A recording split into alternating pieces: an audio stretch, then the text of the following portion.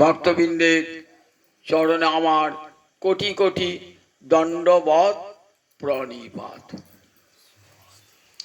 মহারাজ পরীক্ষিত হরিদ্বারে ব্রহ্মকুণ্ডের তীরে প্রায় উপবেশনে বসেছেন। তৃষ্ণার জল পর্যন্ত স্পর্শ করবেন না।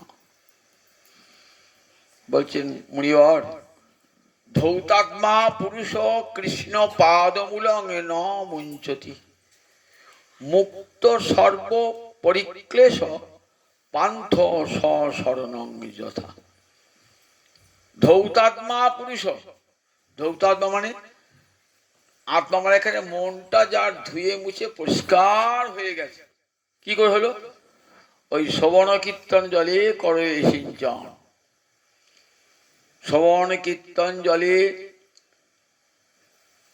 পরিষ্কার করতে করতে চিত্ত নির্মল হয়ে গেছে। যখন চিত্ত নির্মল হয়ে যায় না, তখন কৃষ্ণ পাদমূলং ন মুঞ্চতি, তখন আর কৃষ্ণের চরণমূল ভক্ত পরিত্যাগ করে, সাধক আর পরিত্যাগ করে না। বলছেন মুনিবর, কৃষ্ণ চরণমূলের এমন মহিমা। কেমন মহিমা? তবে মুক্ত সর্ব পরিক্লেশ, বলছে সমস্ত জ্বালার বিনাশ হয়ে যায়। প্রণত ক্লেশ নাশায়, প্রণত ক্লেশ নাশায়। গোবিন্দের চরণে যদি কেউ একবার প্রণাম জানায়, হে কৃষ্ণ করুণা সিন্ধু দীনবন্ধু জগৎপতি গোপেশ গোপিকা কান্ত রাধা কান্ত নমস্তুতি, তখন তার প্রণতজনের সমস্ত ক্লেশ তিনি নাশ করে দেন। প্রণত দেহিনাং পাপ কর্ষণ, গোপীরা বলেছেন যারা তোমার চরণে প্রণত হয় তাদের আর কোনো পাপ তাপ থাকে না, সব তিনি কর্ষণ করে নেন। মহারাজ পরীক্ষিত বলছেন তাই। মহারাজ ধৌতাত্মা পুরুষ, কৃষ্ণ কথা শুনতে শুনতে যাদের চিত্তটা নির্মল হয়ে গেছে তারা আর গোবিন্দের চরণমূল পরিত্যাগ করেন। একটা উদাহরণ দিলে কেমন? একটা পান্থ পথিক 5 জায়গায় ঘুরছে, ঘুরতে ঘুরতে ঘুরতে ঘুরতে যখন নিজের বাড়িতে ফিরল সশরণম, তখন তার সব ক্লেশের অবসান হয়ে যায়। তখন সে আর কোথাও যেতে চায় না। মনে করুন আপনি বহু দূর কোনো গন্তব্যস্থানে গিয়েছেন, একবার ট্রেনে চেপেছেন, একবার বাসে চেপেছেন, একবার নৌকো চেপেছেন, একবার ট্যাক্সি চেপেছেন, একবার টোটোয় চেপেছেন, এমনি করে ঘুরতে ঘুরতে গিয়েছে একবার লোড ভর নিয়ে। আবার যখন ফিরছেন ওই রকম আসছেন, তখন আমার অবস্থায় কেমন? একটু বিশ্রাম পেলে ভালো হয় বাবা, 2 দিন 3 দিন ধরে জার্নি করছি, একটু বিশ্রাম পেলে, তখন যদি কোনো উপযুক্ত স্থান পান তখন কেমন হয়? মনটা জুড়িয়ে যায়। আমরাও দেখুন এই জীবনটা আমাদের একটা কেমন ওই ভ্রমণের মতন ঘুরছি। 84 লক্ষ জনই ঘুরছি, একটা জনই নয়। পুনরপি জননহং পুনরপি মরণং পুনরপি জননী জঠরে জয়ন। একবার জন্ম একবার মৃত্যু, একবার জন্ম একবার মৃত্যু।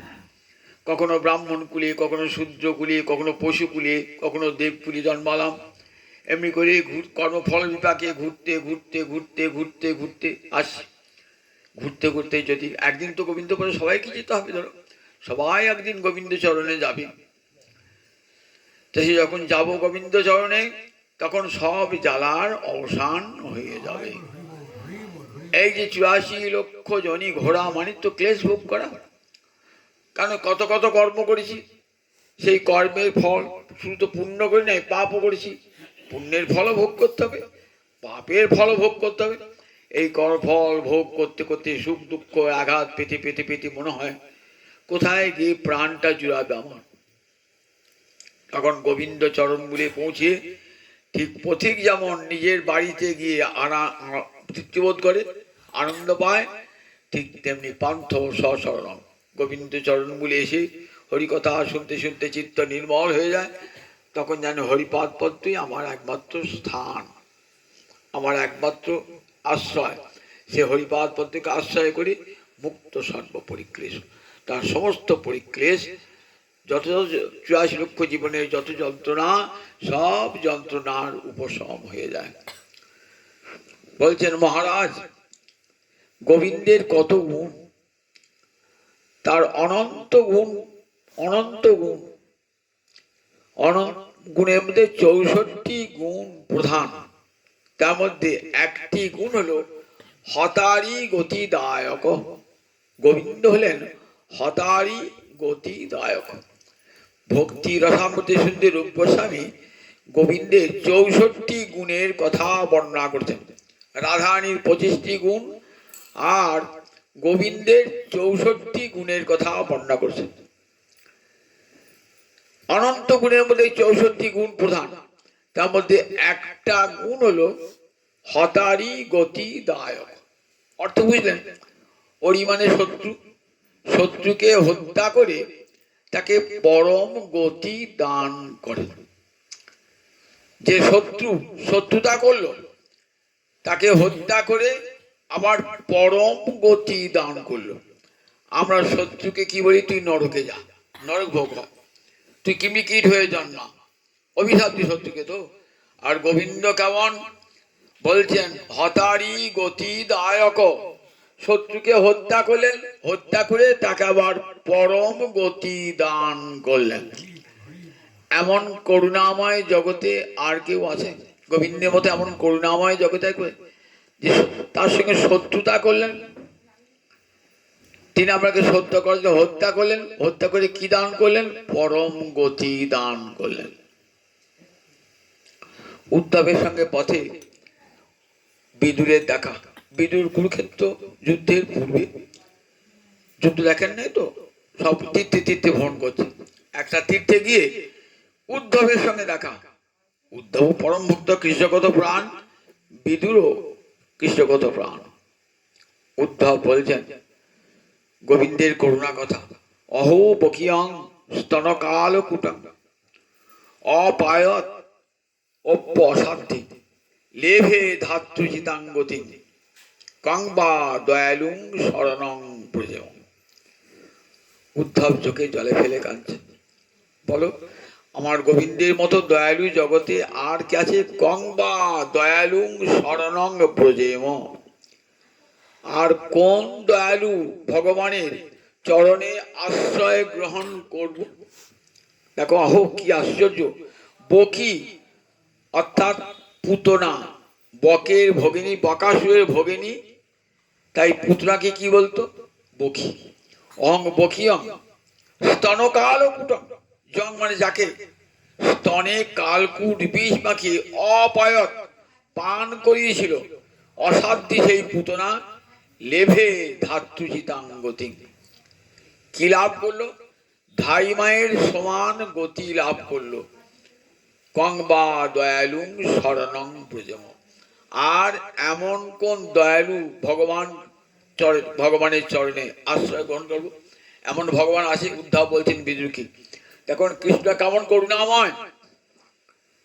বকি অর্থাৎ বকাসুরের ভগিনী পুতনা গোবিন্দকে স্তনকাল কূট, স্তনকাল কূট তার বিষ অপায়ত ভোজন করেন।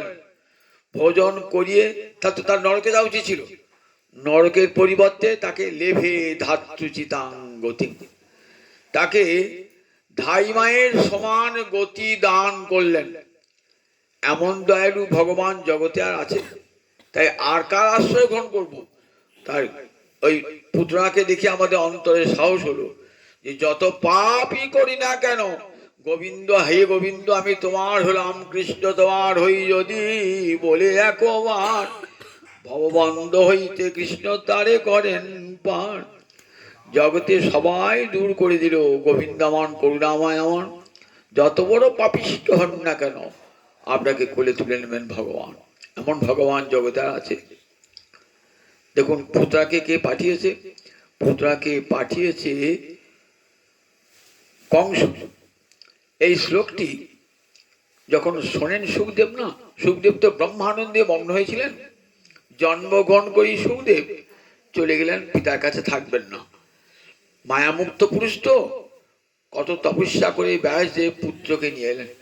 পুত্র তো ব্রহ্মানন্দে মগ্ন, মুক্ত পুরুষ, ঘরে থাকবেন কেন? বনে গিয়ে ধ্যানে মগ্ন, ব্রহ্মানন্দে মগ্ন। ব্যাসদেব ভাবছেন যেমন ভাগবত রচনা করলাম, সেই শ্রীমৎ ভাগবত জগতে প্রচার করবে।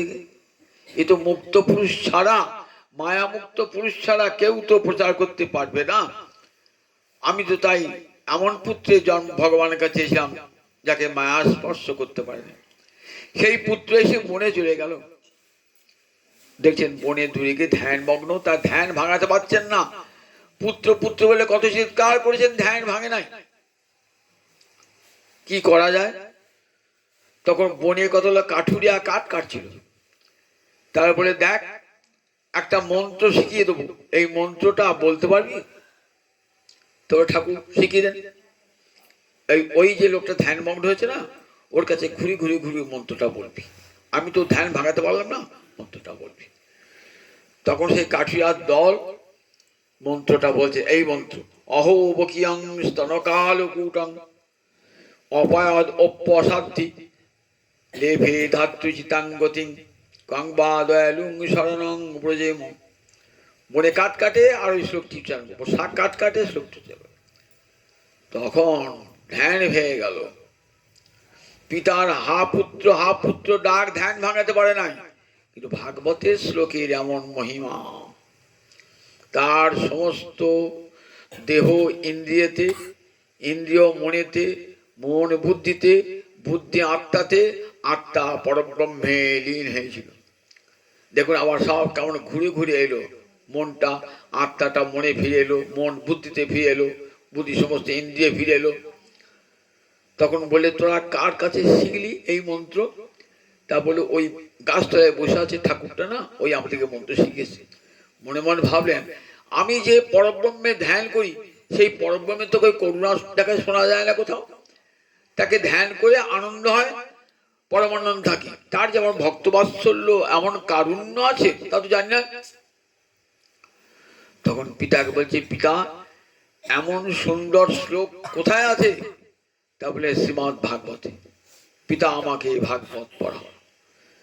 তাই বলেছেন, মহারাজ আমি তো ব্রহ্মানন্দে মগ্ন ছিলাম, কিন্তু ভাগবতের শ্লোকের এমন মহিমা, গৃহীত চেতা রাজর্ষে, হে রাজর্ষি, ওই কৃষ্ণ মহিমা আমাকে এমন জোর করে টেনে নিয়ে এলো, আকর্ষণ করে নিয়ে এলো। তাই আবার তোমার কাছে ভাগবতী কথা বলতে এসেছে। অহোবকিয়ং স্তনকালকূটং, স্তনকালকূট বিষ খাইয়েছিল যাকে, সে তাকে ধাত্রীগতি দান করলে। এমন ভগবান, এমন করুণাময় ভগবান কি আছে? পুত্রাকে কে পাঠিয়েছেন? পুত্রাকে পাঠিয়েছেন কংস। একে একে অসুর পাঠাচ্ছেন, তো সব অসুর ব্যর্থ হয়ে যাচ্ছে। কৃষ্ণ তখন মাত্র 6 দিনে, কংস শুনেছেন যে মূর্তিতে কি আমি শিলে আছাড় মেরে ফেলে দিয়েছিলাম, সেই তো অষ্টভুজা দুর্গা মূর্তি ধারণ করে আমাকে বললে তোমার এই প্রতিভে যে গোকুলে বাড়িছে। সে তাহলে নিশ্চয়ই গোকুলে মথুরা মন্ডলে কোনো না কোনো জায়গায় সে জন্মিয়েছে। 2, 5, 7, 10 দিনের মধ্যে সে জন্মিয়েছে। তাই এই গোকুলে মথুরা মন্ডলে যত 10 দিনের কম বা 10 দিনের বেশি যত শিশু আছে, সমস্ত শিশুর গলা টিপে মেরে দেবে, তার বুকে রক্ত খাবে। এই কাজটা করবার জন্য এসেছে, এই কাজটা করবার জন্য সে মথুরা মন্ডলে ঘুরে বেড়াচ্ছে। যত 10 দিনের কম বা বেশি শিশু আছে, সমস্ত শিশু রক্ত পান করছে। এসেছেন বৃন্দাবনে কেমন? রাক্ষসী বেশে তো আসেন নাই, একবার লক্ষ্মীর মতো সুন্দর রূপ নিয়ে। রাক্ষসী তো তারা মায়াবী, বহু রকম রূপ ধারণ করতে পারে। হাতে একখানা পদ্ম ফুল ঘোরাতে ঘোরাতে আসছে। বৃন্দাবনে সবাই কি ভাবছে? ব্রজবাসীরা ভাবছে যে কৃষ্ণ এসেছেন, তো যেন বৈকুণ্ঠে নারায়ণ এসেছে, লক্ষ্মী বোধহয় এসেছে। তাই সবাই সসম্ভ্রমে দূরে সরে যাচ্ছেন। এত রূপ কোন রমণী হয়? লক্ষ্মী ছাড়া কারো হয় না এত রূপ। সবাই রাস্তা ছেড়ে দিচ্ছেন, সসম্ভ্রমে শ্রদ্ধা জানাচ্ছেন, প্রণাম জানাচ্ছেন। এই তো সুযোগ। নন্দরাজার বাড়ি কোনটা? ওই তো নন্দরাজার বাড়ি। নন্দরাজার বাড়িতে গিয়েছেন, তখন যশোদা, রোহিণী সব বসে আছেন। যে মা লক্ষ্মী এসেছে, উঠে দাঁড়িয়েছেন, উঠে দাঁড়িয়ে হাত জোর করে প্রণাম বন্দনা করছেন। কই রে যশোদা, তোর ছেলেটা দেখি, গোপালকে দেখি একবার, সুন্দর গোপাল। গোপালকে যখন কোলে তুলে নিলেন, গোপাল তখন চোখটা মুদ্রিত করে আছেন। চোখটা মুদ্রিত করে আছেন কেন? গোপাল ভাবছেন, আমি যদি চোখটা খুলে তাকাই একবার এই রাক্ষসীর দিকে, পুতনার দিকে, তাহলে পুতনার যে কপট বেশ সেটা ধরা পড়ে যাবে, ওই লক্ষ্মীর বেশ ওরা থাকবে না। এখানে আমার মায়েরা আছেন, তারা ভয় খেয়ে যাবেন। তাই চোখটি মুদ্রিত করে আছেন, চোখটি খুলছেন না। আবার মনে মনে ভাবছেন, পুতনা তো এসেছে আমাকে মারতে, তাহলে যাক, মারতে এসেছে তো তাহলে আমাকে মারতেই আসুক আর ভালোবাসতেই আসুক। আমি তো কাউকে বিনা উপহারে ফেরাই না, সবাইকে তো উপহার দান করি। তা দেখো ওকে আমি কি দেবো, মনে মনে চিন্তা করছি কি উপহার দেবো। ও তো আমার অতিথি, আমার গৃহে কিছু দান করা তো কর্তব্য। অতিথি যদি শত্রু বেশও আসে তাকে উপহার দিতে হয়। তাই চোখটি মুদ্রিত করে পুতনা ভাবছেন কি উপহার দেওয়া যায়। আবার ভাবছেন যে কৃষ্ণ বিদ্বেষী, যে কৃষ্ণ ভক্ত বিদ্বেষী, তার মুখ কখনো দেখতে নাই। নিতাই বিমুখ জনা হারি মুখ না হেরিব, যে দেশে নিতাই না হাই সে দেশে না যাব। নিতাই বিমুখ জনা হারি মুখ না হেরিব। শাস্ত্রে বলেছেন যারা কৃষ্ণ বিমুখ জন, কৃষ্ণ ভক্ত বিমুখ জন, তাদের মুখ দেখো না, তাদের মুখ দেখলে তোমার হরিভক্তি নাশ হয়ে যাবে। তাই ভগবান জগৎকে শিক্ষা দিচ্ছেন, চক্ষুটি মুদ্রিত করেছেন। আহা কি সুন্দর ছেলে রে গোপাল বলে হাতে কোলে তুলে নিয়েছেন। গোপাল তো কোলে যাবি, কোলে তুলে নিয়েছেন। কোলে তুলে নিয়ে সবার অলক্ষ্যে, কেউ যেন দেখতে না পায়, নিজের স্তনটি খুলে স্তনবিন্দুটি মুখে পুড়ে দিয়েছে। মুখে স্তনে তো কালকুট বিষ আছে, খেতেও হবে না, ঠোঁটে লাগলেই মৃত্যু হয়ে যায়। যতগুলি শিশুর মৃত্যু হয়েছে ওইভাবেই। 6 দিনের শিশু গোপাল, তখন দাঁতও বার হয় নাই, মারিও শক্ত হয় না, স্তন চূষণ করছেন, স্তন চূষণ করছেন। এদিকে দেখুন নন্দ মহারাজ কোথায় গিয়েছেন? বসুদেবের গৃহে গিয়েছেন। কেন না কংস রাজাকে কর দিতে গিয়েছেন। বৃন্দাবন একটা করদ রাজ্য, ছোট রাজ্য, তাদেরকে কংস হলো মূল রাজা, তাকে কর দিতে হয়, প্রতি বছর কর দিতে হয়। 2-3 বছর অন্তর গিয়ে আবার করটা দিয়ে আসেন। চলো যায় একবার, সেই সঙ্গে বসুদেবেরও সাক্ষাৎ হবে। কংস রাজাকে কর দিলেন, কর দিয়ে বসুদেবের সঙ্গে দেখা করতে গিয়েছেন। বসুদেব তখন তো কারাগারে বন্দী, বসুদেব দেবকী তখন তো কারাগারে বন্দী। বসুদেব বলছেন তুমি এলে কেন নন্দ মহারাজ? তোমার অনুপস্থিতির সুযোগে একটা বিরাট কাণ্ড ঘটতে পারি, তুমি এক্ষুনি বাড়ি ফিরে যাও।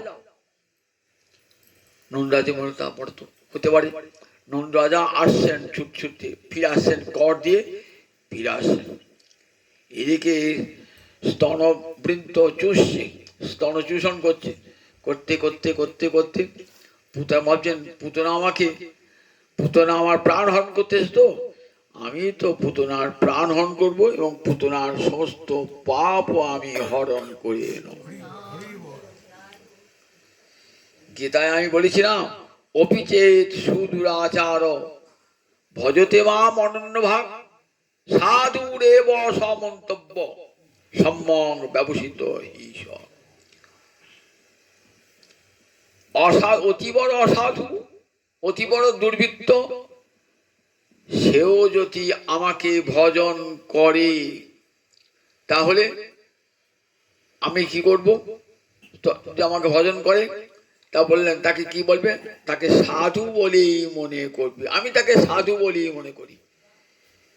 লোকটা দুর্বৃত্ত, মানুষ খুন করে বেড়ায়, অসামাজিক কর্ম করে, মদ্যপান করে, আর সেই মানুষটাকে তুমি বলছো সাধু? বলে হ্যাঁ সাধু। ক্ষিপ্রং ভবতি ধর্মাত্মা, বলেন দেখো সে তাড়াতাড়ি ধর্মাত্মা হয়ে যাবে এবং চির শান্তি সে লাভ করবে। শাস্ত্রে দেখুন অসাধু ব্যক্তিও যদি কৃষ্ণ ভক্তের আশ্রয় গ্রহণ করে বা কৃষ্ণের আশ্রয় গ্রহণ করে, সে অচিরে সাধু হয়ে যায়। ক্ষিপ্রাং ভবতি, ভবিষ্যৎই বললেন না, ভবিষ্যৎকালে ক্রিয়া দিলেন না, এত তাড়াতাড়ি হন যে বর্তমানই হয়ে যান। ক্ষিপ্রং ভবতি ধর্মাত্মা শাশ্বত শান্তি নিগচ্ছতি, শাশ্বত শান্তি, চিরশান্তি লাভ করে। আচ্ছা, পুতনা দুর্বৃত্ত বলে আমাকে যেন কেন উপায় ন মনোকৃষ্ণে নিবেশ হয়। নারদ বলছেন যুধিষ্ঠিরকে, জানো গোবিন্দে এমনই বস্তু না, গোবিন্দে যে কোনো উপায়ে গোবিন্দে মনটা দাও, সে মিত্রভাবে হোক আর শত্রুভাবে হোক, ভয়েই হোক আর স্নেহেতেই হোক, যেভাবেই ভগবানকে মনটা দানো কেন, মনটা দিলেই তার ফল মিলবে। কামাত দেশাত ভয়াত স্নেহাত, ধ্রুব কামনা করে ভগবানকে মনটা দিয়েছিল। ধ্রুব কি ভগবানকে পায় নাই? অন্তত কামনা ছিল। তাই কামনা নিয়েও যদি কেউ গোবিন্দকে ভজনা করে তাহলে সে ভগবানের কৃপা লাভ করবে। দেশাত, কংস বিদ্বেষ করেছিল ভগবানকে, শিশুপাল বিদ্বেষ করেছিল, দেখুন ভগবানের কৃপা লাভ করেছে। হিরণ্যকশিপু ভয় খেয়েছিল, দেখুন রাবণ ভয় খেয়েছিল, সে রাবণের মুক্তি হয়ে গিয়েছিল। কামা স্নেহাত, পাণ্ডবেরা পরম স্নেহে ভালোবাসায় গোবিন্দকে পেয়েছেন। তাই গীতায় কি বলা যে মনমনা ভব মদ্ভক্ত মজ্জাজি মাং নমস্কুরু। গীতায় ভগবানের শেষ উপদেশ হচ্ছে মনটা আমাকে একবার কোনো প্রকারে দিয়ে দাও। মনটা যে কোনো প্রকারে একবার মনটা দাও না কেন, শত্রুভাবেও যদি কেউ আমাকে মনটা দান করে তাহলে সে পরম গতি লাভ করে। এবার কিরকম শত্রুভাবে করলো তুমি তাকে মুক্তি দান করলে? হ্যাঁ, শাস্ত্র বলে এ তো অবিচার হলো, তা তোমাকে সবাই শত্রুভাবে ভজনা করবে? বললেন শত্রুভাবে ভজনা করারও পূর্বজন্মের সংস্কার থাকা চাই, নইলে হয় না। কিরকম দেখুন, বললেন ভগবান যে অনাবৃত ব্রহ্ম ভগবান, তাকে স্পর্শ করলে জীবের মুক্তি। জগতে সবাই ব্রহ্ম ঠিকই, কিন্তু আমরা আবৃত ব্রহ্ম। আমাদের দেহ পঞ্চকোষ আমাদের জীবাত্মাকে আবৃত করে আছে, কিন্তু ভগবান কেমন? অনাবৃত ব্রহ্ম, তাকে যে কোনো উপায়ে স্পর্শ করলেই জীবের মুক্তি হয়ে যাবে। একটা লণ্ঠন জ্বলছে, তো একটা বয়স্ক মানুষ সে জানে লণ্ঠনে হাত দিলে হাতটা পুড়ে যাবে, লণ্ঠনে হাত দেয়। কিন্তু একটা শিশু হামাগুড়ি দিতে গিয়ে একবারে ও লণ্ঠনে হাতটা দিয়েছে, হাতটা পুড়ে গেল। আপনি তো অগ্নিটাকে বলেন আচ্ছা আগুন তোমার আক্কেল নাই, তুমি ছেলেটা হাত পুড়িয়ে দিলে, অগ্নি কি বলবে? অগ্নি বলবে এটা আমার স্বভাব, আমাকে যেই হাত দেখ না কেন, জ্ঞানে হোক অজ্ঞানে হোক, আমাকে হাত দিলেই তার হাতটা পুড়ে যাবে। ভগবান আচ্ছা পুতনাকে তুমি নরকগতি না দিয়ে তুমি তাকে ধাত্রীগতি দান করলে, এটা তো অবিচার হলো না? বলল না না, মোটি অবিচার নয়। দেখো আমাকে যেন কেন উপায় ন মনকৃষে, যে কোনো উপায়ে মনটা যদি আমাদের নিবিষ্ট করো তাহলে তার মুক্তি যাবে। অঘাসুর বকাসুর দেখো শিশুপাল এরা তো আমার শত্রুতা করেছে, শত্রুতা করে এরা মুক্তি পেয়েছে। কোলে তুলে নিলেন, স্তনচূষণ করছেন, স্তনচূষণ করছেন তো করছেন। এমন এইটুকু ছিলে 6 দিনের শিশু, এতখানি স্তনচূষণের জোর, দাঁতও বার হয় নাই, মারিও হয় নাই। বলছে তোকে আর দুগ্ধ খেতে হবে না, মুঞ্চ মুঞ্চ অলম, খুব যন্ত্রণা পাচ্ছে, মুঞ্চে আমাকে ছেড়ে দাও ছেড়ে দাও। গোবিন্দ বলছেন দেখ আমাকে যখন কোলে তুলে নিয়েছিস আর তোকে ছাড়তে পারি? তুই তো আমাকে নিয়েছিস কোলে। কৃষ্ণ তোমার হই যদি বলে একবার, ভববন্ধ হইতে কৃষ্ণ তারে করেন পার। যখন মায়ের ভাবে আমাকে আবার কোলে নিয়েছ, তখন আমি তোমাকে আর ছাড়ছি না।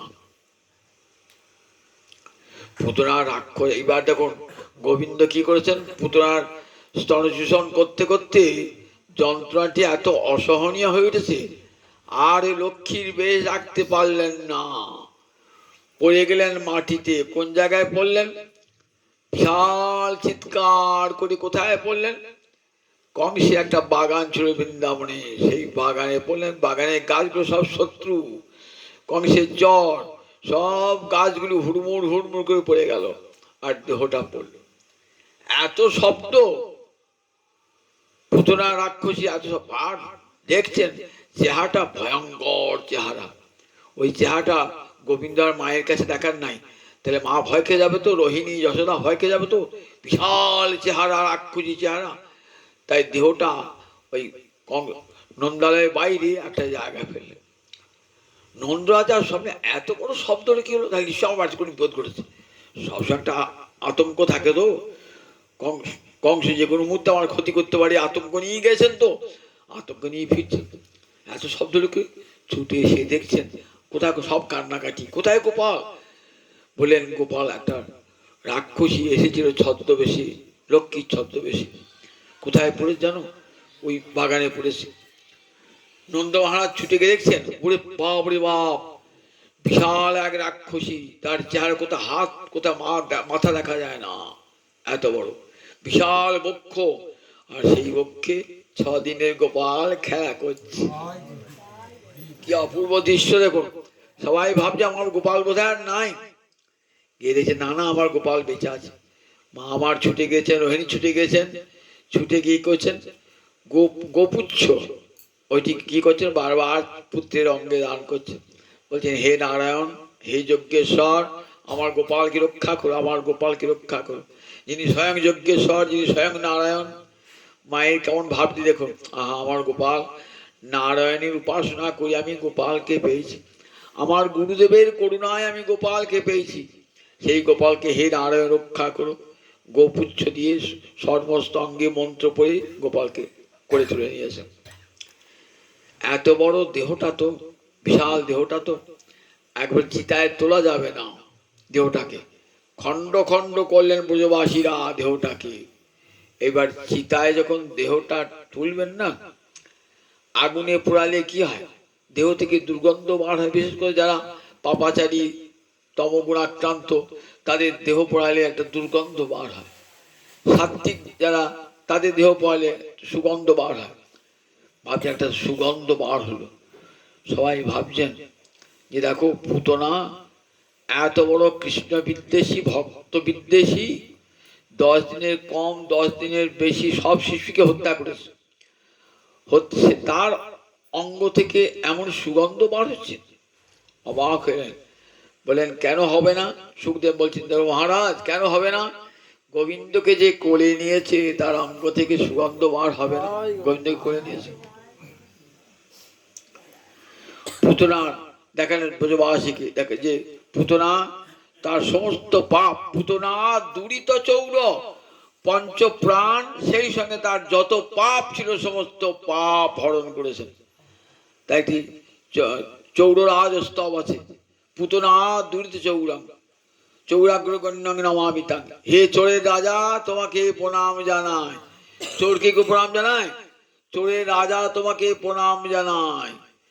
বলছেন পোষ্যদান নয়ন মানুষ চৌর, পোষ্যদান যারা একবার গোপালকে দেখে না, তাদের নয়ন চুরি হয়ে যায়, মন চুরি হয়ে যায়। নন্দ রাজার বাড়ি থেকে বেরিয়ে আসছে একটা লোক, সে বলছে আমি কোথায় এলাম, আমি তো কিছু দেখতে পাচ্ছি না চোখে, কিছু দেখতে পাচ্ছি চোখে। একজন জিজ্ঞেস কোথা থেকে এলেন? নন্দ রাজা বাড়ি থেকে এলাম। কেন এমন হলো? বলছে ওই ছেলেটার দিকে তাকালাম তো, ও সেই জন্য আপনার নয়নটা নাই, আর কিছু দেখতে পাবেন না তো, মনটাও আপনার নাই। কোথায় বাড়ি সব ভুলে গেছেন তো। পোষ্যদান নয়ন মানস চৌর, একবার যে গোপালকে দেখবে তার দুটো নয়ন চিরকালের মধ্যে চুরি হয়ে যাবে, আর কিছুই দেখতে হবে না, মনটাও চুরি হয়ে যাবে। ব্রজবধূ নাং দুকুল চৌর, ব্রজবধূর বসন চুরি করেছেন ভগবান। পুতনা দুরিত চৌর, পুতনার পঞ্চ প্রাণ এবং পাপ চুরি করেছেন ভগবান। সেই চৌরাগ্র গণ্যং নমামি, হে চোরের রাজা তোমাকে প্রণাম জানাই, তুমি আমার এমনি করে নয়নার মন হরণ করে নাও প্রভু। পুতনার পঞ্চ প্রাণ হরণ করলেন ভগবান। কোথায় দান, কি দান করলেন? মায়ের বেশে এসেছে, তাহলে তাকে মাদিত্য দিতে হবে তো। পুতনা তুই কি নিবি বল? আমি তো শত্রু, আমাকে নরকে দাও। বলে না না না, নরকে দেবো না, মায়ের বেশে এসেছিস তো সদ্বেষা দিব আর স্থনং দত্ত আর সদ্গতি পাপ। কেন পুত্রাকে ধাত্রীগতি দান করলেন? তা বললেন সদ বেশাদ ইব, সাধুর বেশে এসেছিলেন বলে। তাহলে বেশটার কত দাম দেখুন একবার। সদ বেশাদ ইব, লক্ষ্মীর বেশে এসেছে, যেন নারায়ণের সেবিকা রূপে এসেছে। এই বেশটার কেমন মূল্য দেখুন। একটা গল্প শোনায়, একটা ব্যাগ সে মনে মনে পাখি ধরতে যায়, কিন্তু পাখি আসে ধরতে পারে, তাকে দেখলি দেখলি ভয় পালা পাখিরা, পাখি তো কোনো একটা পাওয়া যায় না। পাশে দিলে একটা লোক তিলক কেটে, তিলক সেবা করে বসে আছে, বসে যাবে পাখিগুলো তার পাশে পাশে পাশে পাশে ঘুরছে। হ্যাঁ, বুদ্ধি পেয়েছি, এইবার তীর্থটা লুকিয়ে রাখবো, ওই বৈষ্ণবের বেশ ধারণ করে আমি বসবো, গাছতলায় বসবো, তাহলে পাখিগুলো আপনা আপনি আসবে আর পাখিগুলোকে আমি ধরবো। এই বলে সেই ব্যাধটা বৈষ্ণব সেজেছে, তিলক সেবা করেছে, গলায় মালা পড়েছে, গায়ে চাদর নিয়েছে, দিয়ে এক মনে জপ করছে, আর পাখিগুলো সব এসে ঘুর ঘুর করছে। কিন্তু কি মনে হলো, মনে হলো না না, এই এই বেশ নিয়ে আমি এত বড় পাপের কাজ আর করবো না, করবো না, না না করবো এই বেশ নিয়ে। দেখুন বেশে মনটা কেমন ঘুরিয়ে দিল, বুঝছেন? বেশ পাওয়ার সঙ্গে সঙ্গে মনটা এমন ঘুরে গেল, এক সাধু মহাত্মার কাছে গেল, আমাকে সাধু করে দাও। ও তুই সাধু আছিস তো? তা বলে আমি সাধু নই, আমি ডাকাত, চুরি করে ভাই, চোর, আমি ব্যাধ, আমি চুরি পাখি প্রাণ হত্যা করবার জন্যে এই কপট বেশ ধারণ করেছি, তুমি আমাকে কৃপা করে সাধু মহাত্মা করে দাও। তাহলে এখন বেশের জন্য দেখুন, বেশে সদ্বেষাক, সাধুর বেশটাও কেমন দেখুন, মঙ্গলদায়ক, কল্যাণদায়ক। সাধুর বেশ ধারণ করেছেন বলে সাধু কৃপা করলেন, আবার অন্তরে বৈষ্ণবের ভাবও জাগ্রত হয়ে গেল। পুতনা মায়ের বেশে কিনবি, পুতনা তুই তো মায়ের বেশে এসেছিস, তাহলে তোকে মার দিকে দান করতে হয় তো, তোমার তো মা আছে। তা বলে মা তো আমার একটা নাই, আমার নিজের গর্ভধারিণী মা আছে, আমার দেবকী মা আছে, আমার রোহিণী মা আছে, অনেক ভোজের বয়স্ক তারা মা আছে, তুই একটা মা হবি। কি মা হবি না, তুই হবি আমার ধাত্রী মা, ধাই মা হয়ে থাকবে। ধাইমার কাজ কি? মায়ের মতো গতি ধাইমা, মায়ের মতো। ছেলেকে চান, মা তখন চান করতে পারেন না, হ্যাঁ ধাইমাকে বলে চান, ছেলে চান করিয়ে দে, তেল মাখিয়ে দে, সেবা পাবে। কোথায় গেল? গোলকে, যেখানে মা যশোদা আছেন, সেই গোলকে ধাইমা হয়ে সেবা পেল, ক্লিম্বিকা ধাত্রীগতি লাভ করলেন। তাই ধাত্রু লেভে ধাত্রু চিতাং গতি, ধাইমায়ের সমান গতি লাভ করলেন পুতনা। কত বড় লাভ হয়ে গেল দেখুন। একটা শিক্ষা এখান থেকে আমরা পেয়ে গেলাম। কিরকম শিক্ষা পেয়ে গেলাম দেখুন। অনেক বাড়িতে ভোজ কাজ হয়তো, তা ভোজ কাজ যার নিমন্ত্রণ থাকে, শহরে বাজারে দেখবে নিমন্ত্রণ কার্ড নিয়ে ঢুকতে হয় বা কুপন নিয়ে ঢুকতে হবে, তবে জানতে নিমন্ত্রিত ব্যক্তি। আর যারা পথের ধারে বসে থাকে ভিখারি, তাদেরকে কুপনও দেয় না, তাদেরকে নিমন্ত্রণ পত্র দেয় না। তারা ভাবে যদি বাবু আমাদেরকে দয়া করে খাওয়ান, এই যে তারা পথের ধারে বসে থাকে। তার দুই একটা বুদ্ধিমান লোক কি করে, ওই গোলে মালে ঢুকে পড়ে একাধার লোক, এবং ঢুকে পড়ে সে বেরিয়ে সে কি বলে, ওই পথের ধারে যারা বসে আছে না, রবা হতো, বলে এ পাবি বাবু লোক ভালো, জানিস তো, আমাকে জিজ্ঞাসা করে না করতে গেছো কি, আমাকে আমাকে সমানভাবে খেতে দিই, নিমন্ত্রিত লোক যাতে খেতে আমাদের খেতে দিস, তোরা পাবি। কৃষ্ণ প্রসাদে সে দেখুন কেমন, কৃষ্ণ জন্মগ্রহণ করেছেন তো, কৃষ্ণ প্রসাদে সব ভক্তদের আমন্ত্রণ তো, ভক্তের মাঝে অভক্ত ঢুকে পড়েছে। কে অভক্ত ঢুকে পড়েছে? পুতনা ঢুকে পড়েছে, অভক্ত পুতনাও ঢুকে পড়েছে। ঢুকে পড়ে সে বলছে, সে কৃষ্ণের অনুগ্রহ লাভ করলো। কেমন কেমন অনুগ্রহ লাভ করলো? যে অনুগ্রহ ভক্ত সাধন করে পায় না। সাধন করে বড় যে তোমাকে ভক্তি দান করতে পারে, মুক্তি দান করতে পারে, কিন্তু গোলকে সেবা দান এ কি সহসা হয় নাকি? তুমি সাধন করছো, অর্থ দেবে, ধন দেবে, স্বর্গ দেবে, ব্রহ্মলোক দেবে, বড় জোর তুমি মুক্তি লাভ করতে পারো, কিন্তু কৃষ্ণের সেবা লাভ করতে পারো, কৃষ্ণের সেবা লাভ করতে পারো। কিন্তু দেখুন সেই সেবা লাভ করলো, যাকে নরকের কীট করা উচিত ছিল, বড়জোর মুক্তিদান করতে পারত, মুক্তিরও উপরে তাকে কৃষ্ণ সেবিকার পদ দান করলো। কিরকম ভোজ ভাতি খেয়ে যান তো, বললেন প্রথম পঙ্গতে যাত্রী, প্রথম সবাই ফার্স্ট ব্যাচে বসছে, কেন ফার্স্ট ব্যাচে বেশি বেশি করে পাওয়া বলে, আর প্রথম ব্যাচে দেখেন বেশি বেশি পড়ে, তাই গোবিন্দের দানটা বেশি হয়ে গেছে। এত বড় শত্রু, তাকেও গোবিন্দ দান করলেন। কি দান করলেন না, ধাত্রীগতি দান করলেন, যেটা একটু বেশি দান হয়ে গেছে। সে ভোজ খেয়ে এসে বলছে, পথের ধারে দাঁড়িয়ে আছে না, বলছে দেখো গো জগৎ, তোমরা যত পাপী হও না কেন, যত দুর্বৃত্ত হও না কেন, যত দুরাচারী হও না কেন, আমাকে দেখো, দেখো তোমরা হয়তো পাপ করতে পারো, অন্যায় করতে পারো, তোমরা শিশুর রক্ত খাও না, তোমরা কেউ আমিষ খাও, কেউ নিরামিষ খাও, কিন্তু রক্ত তো খাও না। আমি দেখো রক্ত খাই, শিশুর রক্ত খাই। আমার তো অনন্ত কোটি নরক খাওয়া উচিত ছিল, শিশুর রক্ত পান করে বেড়াই। সেই আমাকে এই গোবিন্দ দান করেছেন উত্তম গতি। দেখো আমি গোলকে থাকবো, মা যশোদার সাথী হয়ে গোপালের সেবা করব। জগৎকে শিক্ষা দিলেন, দেখো যেন কেন উপায়ন মন কৃষ্ণে এই বিষয়, যে কোনো উপায়ে মনটা যদি একবার গোবিন্দ চরণে চলে যায়, তাহলে ভগবান তাকে উত্তম গতি দান করেন। তাই গীতার শেষ উপদেশ, মন্মনা ভব মদ্ভক্ত মজ্জাজি মাং নমস্কুরু। মন্মনা ভব বলে, দেখো অর্জুন তোমার মনটা আমাকে দিয়ে দাও। মনটা দেওয়া কত বড় কঠিন বলুন দেখি, বন্ধু ভাবি মন দিতে পারি না, মন অত বলছেন অর্জুন আমাকে মনটা দিয়ে দাও। অর্জুন বলছেন প্রভু এ কি আর বন্ধুর মতো কথা হলো, আমি তো রজগুণী, আমার মন তো সব সময় চঞ্চল, কেমন করে যুদ্ধে জয়লাভ করব, আমার প্রতিদ্বন্দ্বীকে কেমন করে যুদ্ধে পরাজিত করব, এই চিন্তায় আমি রাত জেগেও কেমন করে বাণ চালাতে হয় শিখি। আর তুমি কেনা বলছো মনটা তোমাকে দেবো, তাই পারি আমি? আমি পারবো, আমি রজগুণী, আমি যে ক্ষত্রিয়, আমার মন সর্বদা চঞ্চল। আচ্ছা পারবে না, মদ ভক্ত, আমার ভক্ত হও তাহলে, আমার ভক্ত হও মানে বলে আমার কথা শ্রবণ কীর্তন করো, নবদা ভক্তি অঙ্গীকার করো। বলে আমি ক্ষত্রিয় সন্তান, আমি কোথায় বসে বসে ভাগবত পাঠ শুনবো, কোথায় কীর্তন শুনবো, আমার দ্বারা হয় না। তাহলে মদ জাজি আমাকে একটা করে ফুল তুলসী দিও।